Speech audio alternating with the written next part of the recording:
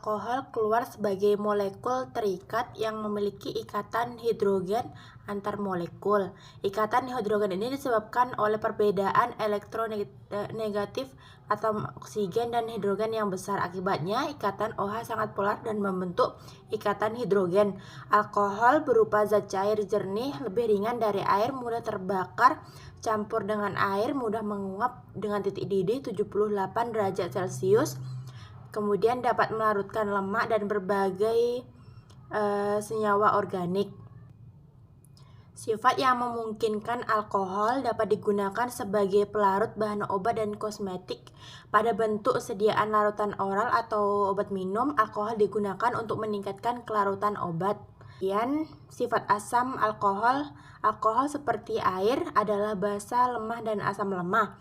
Dalam larutan berair, alkohol berdisosiasi sedikit dengan menyumbangkan hidrogen ke air. Ini menciptakan basa konjugasi alkohol yang disebut ion alkoksida. Bersama dengan konjugatnya melalui reaksi dengan basa yang lebih kuat seperti natrium amida. Alkoksida juga dapat dibentuk dengan menggunakan logam natrium. Kemudian yang bereaksi kuat tetapi terkendali dengan alkohol. Setelah dibuat, alkoksida bertindak sebagai basa dan sering digunakan sebagai reagen dalam kimia organik.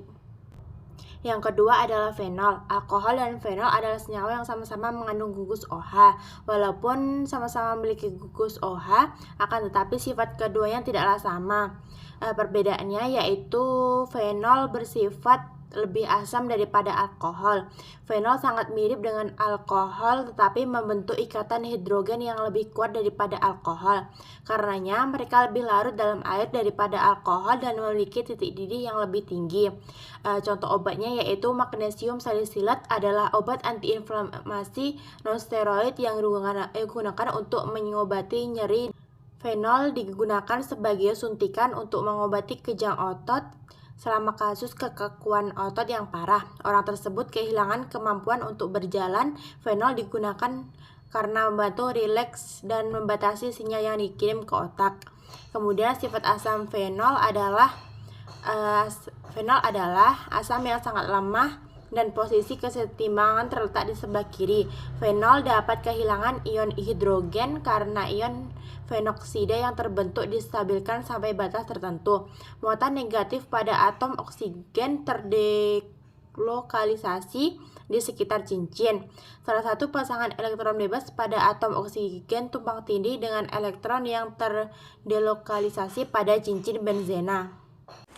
Sintesis eter disebut juga dengan sintesis William, di mana salah satu bentuk eter adalah dietil eter. Pada sintesisnya, reaksi dietil sendiri dimulai ketika gugus etil mengikat gugus SO4-2- dari H2SO4 membentuk etil sulfat, dan senyawa H2O terbentuk dari gugus OH- etanol dengan gugus H+ asam sulfat. Etil sulfat yang terbentuk akan bereaksi dengan etanol dengan tujuan kembali membentuk dietil eter dan asam sulfat. Dari reaksi ini pula dapat diketahui bahwa asam sulfat merupakan katalis meskipun kebutuhannya cukup banyak, karena asam sulfat terbentuk kembali. Senyawa dietil eter dapat ditemukan dalam obat bius sebagai anestesi. Sintesa fenol dapat disintesis dari senyawa benzena dengan 3 tahapan. Yang pertama, mereaksikan benzena dan Cl2 dengan katalis FeCl3 dan membentuk senyawa klorobenzena. Kemudian, senyawa yang terbentuk direaksikan dengan NaOH pada suhu 350 derajat Celcius sehingga menghasilkan senyawa garam natrium penoksida. Dan terakhir, garam tersebut ditambahkan asam sehingga akan terbentuk senyawa fenol. Adapun obat yang memiliki kandungan fenol adalah karbogliserin dengan jumlah 10% dan digunakan sebagai antiseptik. Epoksida adalah senyawa eter siklik dengan cincin yang memiliki 3 anggota. Struktur dasar dari epoksida berisi sebuah atom oksigen yang diikat pada 2 atom karbon berdekatan. Epoksida sendiri dapat dibentuk dengan reaksi antara alkena dengan halogen dalam air dan menggunakan asam peroksida.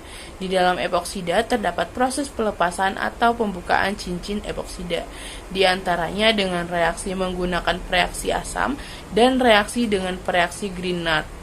Salah satu obat yang memiliki senyawa epoksida adalah eplerenone yang digunakan dalam penanganan gagal jantung setelah serangan jantung.